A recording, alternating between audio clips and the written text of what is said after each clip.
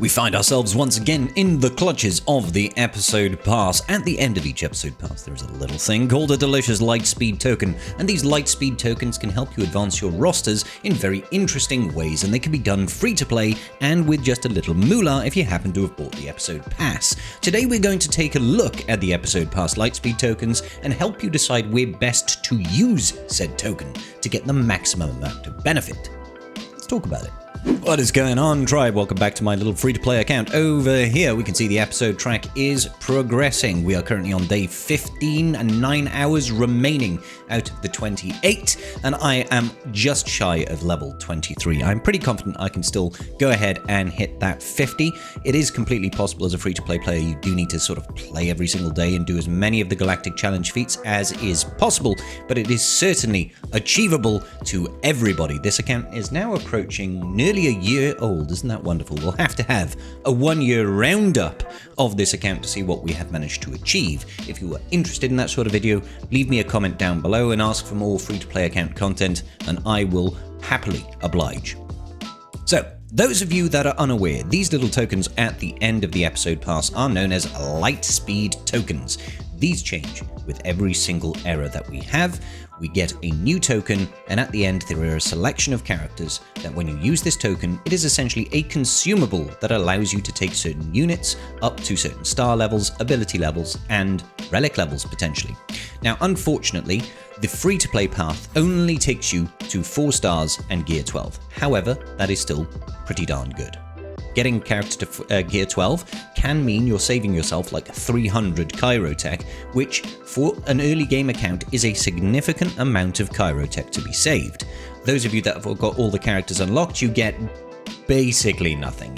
You can break it down into materials, but it might as well be 5 credits. It's not worth anything, realistically speaking. So, when looking at this, obviously, the people with the Pass Plus get 2 Lightspeed tokens, one for a Gear 12 character at 4 star, and the second one takes them to Relic 1 and 5 stars, which is obviously better. Now, my free-to-play account is, of course, a free-to-play account, so it does not have the episode pass. It is not going to be getting this Relic 1 character. However, we can still use the same approach to say where you should be investing, all right? And generally speaking, they are the same thing, all right? They are the same thing. In terms of saving of resources, there are slightly different nuances for that Gear 12 tier in terms of what gear is actually required for those characters, but more or less the choices are more important than the gear saved at that Gear 12 piece. Okay, so let's talk about it. Out of these characters, where should you be using your Lightspeed tokens? All right, so the first 2 choices that you should always be making here is going to be in the interest of building up your economy, okay? Building up your access and your capability of earning really, really good materials. With that being said, the highest priority is going to be the Peridia Patrol units.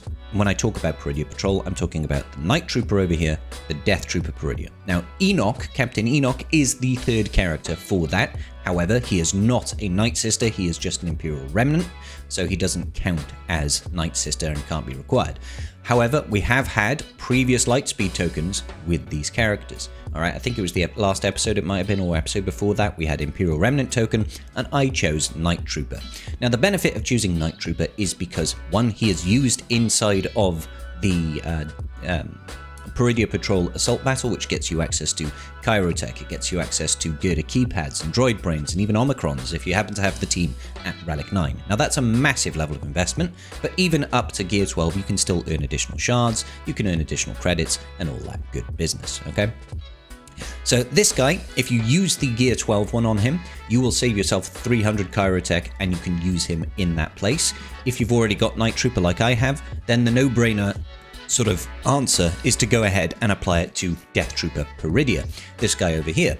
If you have previously used the Lightspeed token on Night Trooper, then you are going to have 2 characters at Gear 12, which should help you at least deal with the early stages of Peridia Patrol. Now, you will need to invest in abilities. You will most likely need at least a Zeta, because unfortunately that early tier is very, very difficult, and I do think that CG needs to actually address the scaling of that early tier to make it a little bit more accessible to early players. They can't just rely on these Lightspeed tokens to get players caught up, because if you happen to have missed those Lightspeed tokens, then how are you going to do it without spending in a significant amount of investment in those characters? Consequently, as well, those characters that you invest there to get those Lightspeed tokens on those characters, they are also required for GL Ahsoka Tano. So you're double dipping there.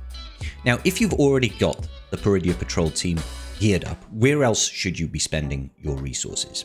Well, there are 3 characters on this list that have the highest priority, in my opinion, and that's going to be Great Mothers, Morgan Elsbeth, and Merrin, and probably in that order too.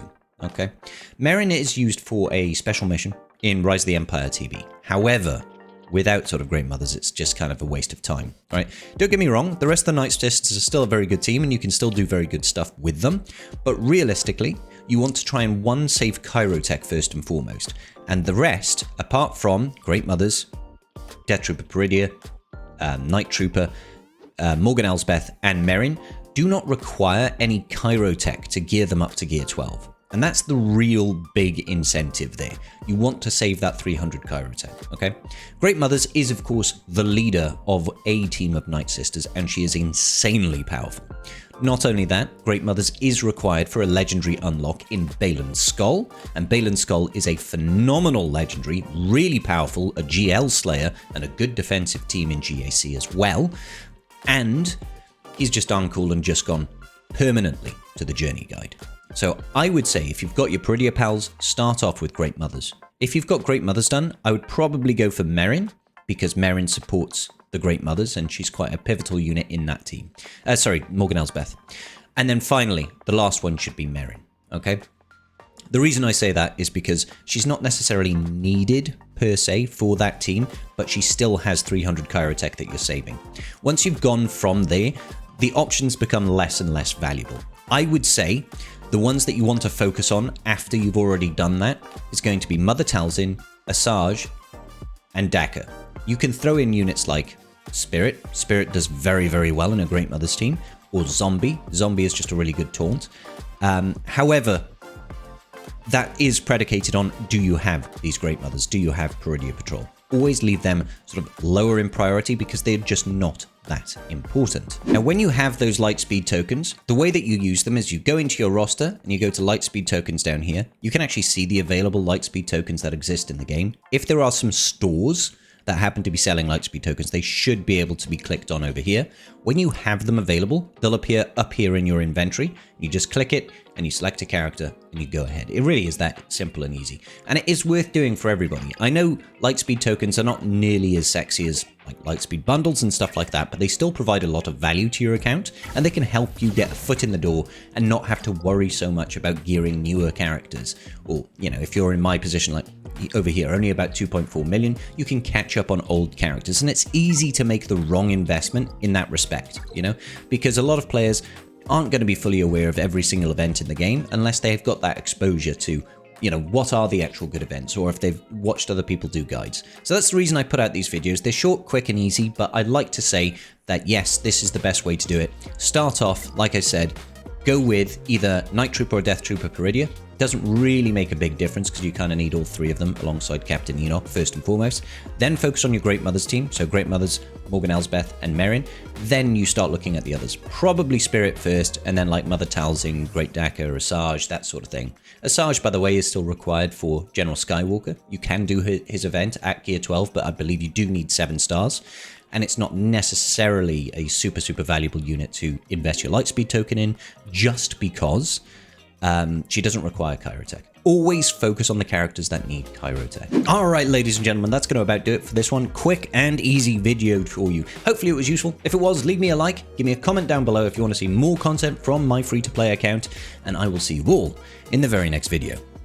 Peace out, and may the Force be with you.